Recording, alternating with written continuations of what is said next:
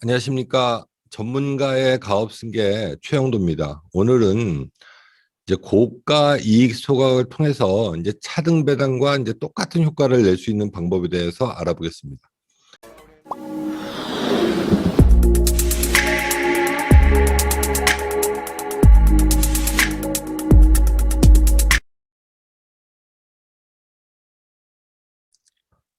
2021년이 되다 보니까 이제 초과 배당을 할 수 없는 건 아니지만 이제 소득세와 증여세를 이제 과세하다 보니까 실질적으로 이제 효과가 미미하죠. 이제 그래서 우리가 그 초과 배당에 똑같은 효과를 낼 수 있는 게 어떤 게 있냐, 이제 이런 것들을 이제 찾게 됩니다.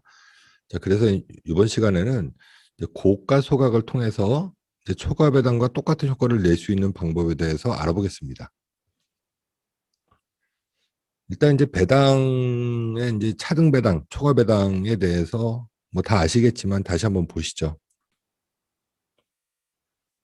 초과 배당이라는 거는 이제 법인의 잉여금을 인출함에 있어서 대표님이 이제 소득세를 내고 가져가신 다음에 그 이후에 또 이제 상속증여세를 내고 이제 자제분한테 이렇게 물려주시죠. 이제 이러다 보니까 이제 과세가 두 번 되지 않습니까? 그래서 일단 이제 세금을 건너뛰어서 이제 한 번만 이제 초과 배당의 전략을 통해서 물론 이제 세금을 안 내는 건 아닙니다. 이제 소득세를 내고 자금 주체 증빙도 되면서 이제 한 번에 자제분한테 이제 줄 수 있는 방법이었죠.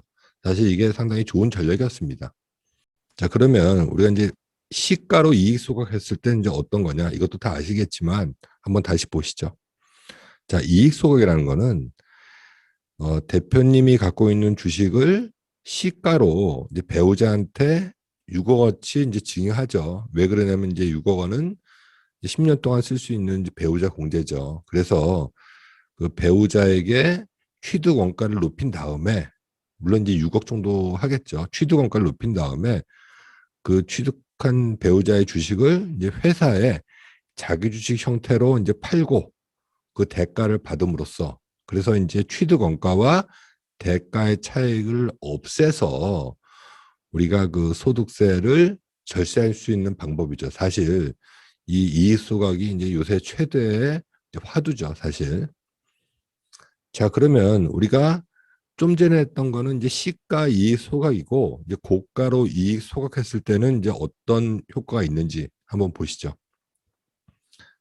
이제 제가 항상 말씀드리지만 이제 과세라는 거는 요건을 충족해야 과세하는 겁니다. 요건을 이제 조금이라도 충족하지 못하면 이제 과세는 못하는 겁니다.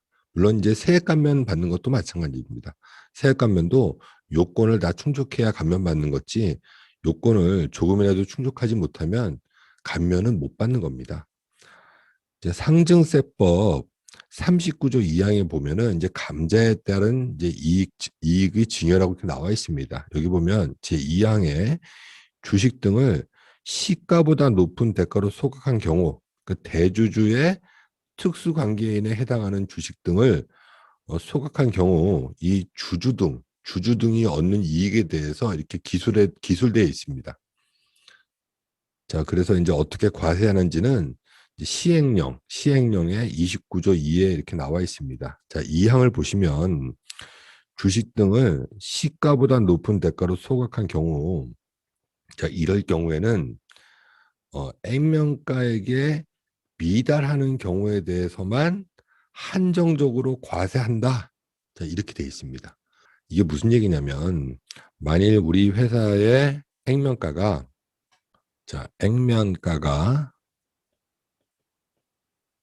자, 10,000원이다. 자, 이럴 경우 회사가 좀 잘 안 돼서 그때 이제 평가를 했더니 시가가 이제 5,000원일 경우에 보통 이제 이런 경우에는 보통 액면가로 주로 감자를 합니다. 이제 이럴 경우 이 차액 5,000원에 대해서 이건 이제 증여세로 과세합니다. 근데 액면가 이상으로 감자했을 경우에는 이제 증여세는 과세하지 않는다는 겁니다. 자, 그럼 다시 한번 보시죠. 이게 다시 무슨 얘기냐? 제가 아주 극단적인 예를 든 겁니다. 만일 우리 그 자제분이 이제 소득이 없다. 소득이 없는 경우 주식 한 주를 이제 액면가 10,000원짜리 주식 한 주를 그냥 증여합니다. 자제분한테. 그리고 그 주식을 1억에 이제 고가로 감주하면 이게 이제 세금이 어떻게 되냐 이거죠. 이제 이럴 경우에는 1억에 대한 소득세 1,540만 원만 납부하면 끝나는 겁니다. 물론 이제 건강보험료는 내야 되겠지만 어떻든 간에 법에서는 이렇게 고가로 감지했을 경우 이 1억에 대해서 1,540만 원 제 소득세, 정확히는 이제 의제 배당 소득세겠죠. 이 소득세 1,540만 원만 납부하면 끝나는 겁니다. 자, 제가 너무 극단적인 것 같아서 다시 한번 이제 정리해 보겠습니다. 일단 이제 첫 번째는 그 대표님이 이제 소득이 1억 2천이라고 가정하고 또 아드님의 소득이 이제 6천이라고 가정했을 경우 일단 첫 번째는 대표님이 이 5억을 이제 배당 받았다. 이제 그럴 경우 대표님 배당 소득세는 이제 1억 9,735만 원이 나옵니다. 그리고 그 5억에서 이제 1억 9,745만 원을 빼고 거의 이제 3억이 되겠죠. 3억을 자제분한테 이렇게 증여했다. 이제 그럴 경우에는 증여세가 5천만 원 정도 나옵니다. 그래서 실질적으로 대표님의 아들은 2억 5,215만 원을 수령할 수 있는 겁니다. 사실 상당히 크죠. 네, 세금이. 자, 근데 1억을 대표님께서 이제 아드님한테 증여했다. 이제 이럴 경우 증여세는 485만 원이 나옵니다. 자, 그리고 이 주식을 시가는 1억이지만 5억에 고가로 감지했다. 이럴 경우에는 배당소득세 1억 4,462만 원이 나옵니다. 그래서 실질적으로는 세금 요 두 개 해서 한 1억 5천 되겠죠. 그래서 납부하고 실질적으로 자제분이 수령할 수 있는 금액은 3억 5천 정도 되는 겁니다. 그래서 첫 번째 방법보다 이제 두 번째 방법이 9,841만 원 정도 이제 세이브가 되는 거죠.